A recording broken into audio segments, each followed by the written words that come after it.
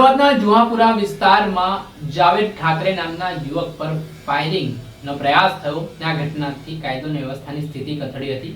આ ઘટના બાદ વેજલપુર પોલીસ દોડતી હતી અને આ મામલામાં સંડોવાયેલા બંને આરોપીઓને પોલીસે ગણતરીના કલાકોમાં પકડી લીધા.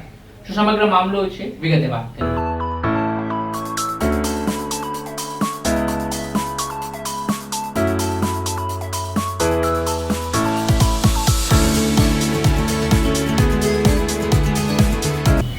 દર્શક મિત્રો, સ્કાયનેટ મીડિયામાં આપનું સ્વાગત છે.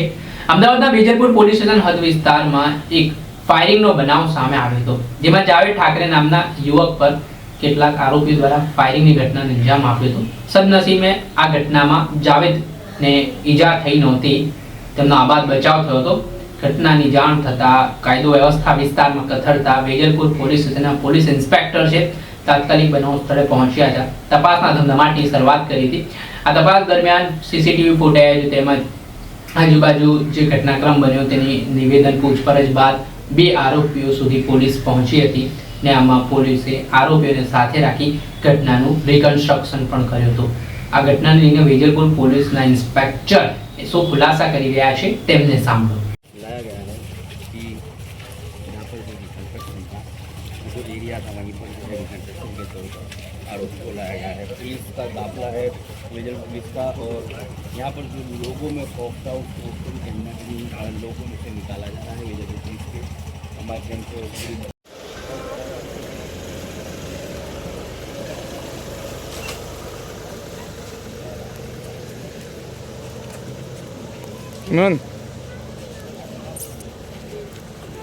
मामले में और कल रात कितने बजे फायरिंग की घटना सामने आई? ગઈકાલ રાતે લગભગ 3:30 વાગ્યાની આજુબાજુમાં જાવેદ ઠાકરે તેના ઓફિસ પાસે બેઠો હતો દુકાનમાં, ત્યારે આ સામેનો આરોપી બાબુ ઉર્ફે કાલિયા તેની ઉપર દેશી તમંચાથી ફાયરિંગ કરેલું હતું. અને આ ફાયરિંગમાં અદાવત એવી હતી કે અગાઉ પણ આ બંને વચ્ચે મનદુખ થયેલું હતું. અને અગાઉ જે એમની પત્ની છે એમને જાવેદ સાથે પહેલાં નિકાહ થયા હતા, ત્યારબાદ હવે એમની સાથે નિકાહ થયા. અને અગાઉ જાવેદે એમના વિશે ગાળો બોલી હતી અને એક વિડીયો વાયરલ કર્યો, જેની અદાવત રાખી અને આ બંને આરોપીઓ અને આ સિવાયના એક હજી શહેજાદ ખાન બાકી છે પઠાણ આરોપી તરીકે, એને પકડવાનું બાકી હોય અને એની અદાવત રાખી અને કાલ રાતે ફાયરિંગ કરવામાં આવ્યું. કેટલા આરોપીઓ છે સાહેબ? હાલ અત્યારે અમારા પકડમાં 2 આરોપીઓ છે અને આ સિવાય હજી એક આરોપી અન્ય પકડવાનું બાકી છે. આ મામલામાં સામે પક્ષે બી ફરિયાદ કરેલી છે જાવેદ ઠાકરે ઉપર?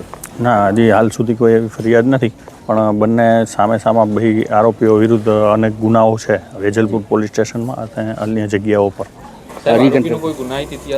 આરોપી વિરુદ્ધ અગાઉ 15 ગુના દાખલ રહેલા છે, મારામારીના, આર્મસેટના વગેરે. અને સામે જે ભોગ બનનાર છે એના વિરુદ્ધ પણ અલગ અલગ પોલીસ સ્ટેશનમાં 20થી વધુ ગુનાઓ દાખલ થયા. સર, કેટલા રાઉન્ડ ફાયર થયું હતું અને કયું વેપન્સનો ઇસ્તેમાલ કર્યો?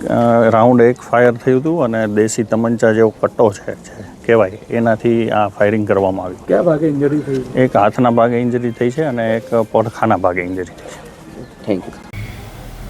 આપણે સાંભળ્યા હતા વેજલપુર પોલીસ સ્ટેશનના પોલીસ ઇન્સ્પેક્ટર, તેમના ઘટનાને લઈને માહિતી આપી છે ને આ જે અસામાજિક તત્વો હતા તેમણે જે ફાયરિંગની ઘટનાને અંજામ આપ્યો હતો તેમને ગણતરીના કલાકોમાં પોલીસે દબોચી પાડ્યા હતા અને ત્યારબાદ તેમની શાન ઠેકાણે લાવવા માટેની કાર્યવાહી હાથ ધરવામાં આવી. બંને આરોપીઓ સામે આર્મ્સ તેમજ જુદી જુદી કલમો હેઠળ ગુનો નોંધી કાયદેસરની કાર્યવાહી પોલીસે હાથ ધરી છે. દર્શક મિત્રો, આવા જ વિડીયો જોવા માટે સ્કાયનેટ મીડિયા જોતા રહો, લાઈક કરો અને વધુમાં વધુ શેર.